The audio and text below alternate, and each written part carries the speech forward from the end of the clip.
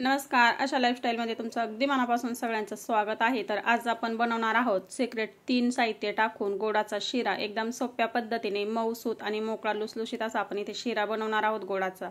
एकदम सोप्या पद्धतीने आपल्या घरामध्ये असलेल्या वस्तू टाकून आपण 3 सिक्रेट वस्तू घालूयात आणि मस्त असा चविष्ट इथे गोडाचा शिरा बनवूया। तर त्यासाठी व्हिडिओ पूर्ण बघा।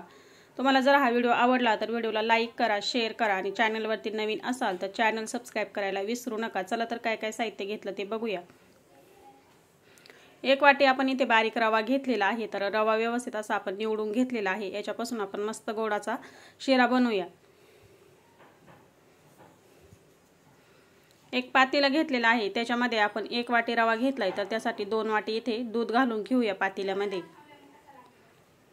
2 वाटी आपण इथे दूध घेतलेला आहे। दूध अशा पद्धतीने आपण पातेल्यामध्ये काढून घेतले 2 वाटी। याच्यामध्ये आपण आता 1 वाटी साखर घालूया। 1 वाटीला थोडीशी कमी घेतली मी साखर, तुम्ही आवडीप्रमाणे 1 संपूर्ण वाटी घालू शकता किंवा मग पाऊण वाटी देखील घालू शकता। आता गॅसवरती हे दूध ठेवून घेतल्यानंतर हे साखर विरघळून घेऊया आणि दूध देखील तापवून घेऊया। तर साईडला आपण दूध ठेवलेला आहे तापण्यासाठी। कढई ठेवून घेतली, त्याच्यामध्ये आपण त्याच वाटीने पाव वाटी तूप घेतलेला आहे। तर याच्यामधून मी 4-5 चमचे तूप घालून घेतलेला आहे। गॅस कमी ठेवलाय। आता संपूर्ण रवा आपण आता ह्या तुपामध्ये घालून घेतलेला आहे। याच्यामध्ये पहिली सिक्रेट वस्तू घालून घेतलेली आहे 1 चमचा बेसन पीठ। बेसन पीठ टाकल्यानंतर रवा खूप छान असा मऊसूत देखील होतो आणि खायला देखील खूप छान असा टेस्टी लागतो। तर आपण रव्यासोबत लगेचच इथे बेसन पीठ घालून घेतलेला आहे, म्हणजे रव्याबरोबर खमंग असं भाजून होईल। तर पुन्हा मी याच्यामध्ये 2 चमचे तूप घालून घेतलेला आहे। आता रवा आपण कमी गॅसवरती छानपैकी भाजून घेऊया। कमी गॅस ठेवायचा आणि कमी गॅसवरती आपल्याला हा रवा खमंग असा भाजून घ्यायचा आहे। पीठ भाजलं ना तर पिठाचा देखील खूप छान असा खमंग वास येतो आणि रव्याचा देखील खूप छान असा वास येतो। जेवढा रवा आणि पीठ आपण छानपैकी भाजून घेऊ तेवढा शिरा आपला खूप छान असा टेस्टी लागतो। तर पाव वाटी तुपामधून आपण याच्यामध्ये 1 चमचा तूप शिल्लक तसंच ठेवलेला आहे। आता दुसरी सिक्रेट वस्तू याच्यामध्ये घालून घेऊया। आपण इथे काजूची पावडर करून घेतलेली आहे। तर त्याच वाटीने आपण पाव वाटी इथे काजूची पावडर करून घेतलेली आहे। काजूची पावडर अशा पद्धतीने करून घेतली की शिरा खूपच छान हेल्दी देखील होतो आणि खायला देखील खूप छान लागतो। तर चमच्याने जर मोजून घेतलं तर 5 चमचे आहे आणि वाटीने जर मोजलं तर पाव वाटी आपण इथे काजूची पूड करून घेतलेली आहे, ती एकत्र करून घेऊया रव्यासोबत। आता ही देखील आपण छानपैकी एकत्र करून घेतली आणि 1-2-3 मिनिटं छानपैकी भाजून घेतली। आता याच्यामध्ये आपण तिसरी सिक्रेट वस्तू घालून घेऊया, दुधावरची साय। तर आपण त्याच वाटीमध्ये आपण पाव वाटी, तुमच्याकडे जर असली तर पाव वाटी देखील घालू शकता। तर इथे माझ्याकडे 1 चमचा साय होती तर ती मी याच्यामध्ये घालून घेतली। आता साय छानपैकी आपण इथे या रव्यासोबत एकत्र करून घेऊया।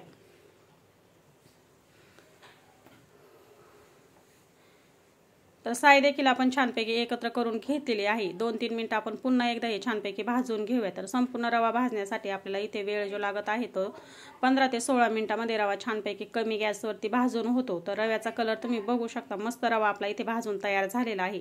आता आपण जे साईडला पातेल्यामध्ये दूध आणि साखर ठेवली होती ती इथे गरम झालेली आहे, छानपैकी साखर विरघळलेली आहे आणि दूध देखील कमी गॅसवरती आपण तापवून घेतलेलं आहे। ते थोडं थोडं करत आपण आता ह्या रव्यामध्ये घालून घेऊया आणि एकत्र करून घेऊया। 1 हाताने दूध घालून घ्यायचं आणि 1 हाताने मिक्स करत राहायचंय, म्हणजे याच्यामध्ये अजिबात गुठळ्या होत नाहीत। गॅस कमी ठेवलेला आहे आणि कमी गॅसवरतीच आपण आता थोडं थोडं करत संपूर्ण दूध याच्यामध्ये घालून घेतलेलं आहे। आता जरी हे पातळ दिसत असलं तरी पण आपण कमी गॅसवरती हे 2-3 मिनिटं ठेवणार आहोत आणि लगेच याच्यामध्ये दूध जे आहे ते कमी होऊन जातं आणि रवा घट्टसर व्हायला सुरुवात होते। तर तुम्ही बघू शकता आता हे एकत्र करून घेतले। गॅस मी पूर्णपणे कमी ठेवलेला आहे। याच्यामध्ये सगळ्या शेवटी अर्धा चमचा ठेचून घेतलेली विलायची पावडर घालून घेतलेली आहे। तुम्ही थोडीशी साखर टाकून त्याची पावडर देखील करू शकता। आता हे एकत्र करून घेतलेलं आहे। गॅस कमी ठेवायचा आणि याच्यावरती झाकण ठेवून द्यायचं आणि कमी गॅसवरती छानपैकी आपल्याला हा रवा आता शिजवून घ्यायचा आहे। कमी गॅस ठेवायचा। मधून 2-3 वेळेस हा मी एकत्र करून घेतला होता, हलवून घेतला होता, म्हणजे खाली कढईला चिपकत नाही।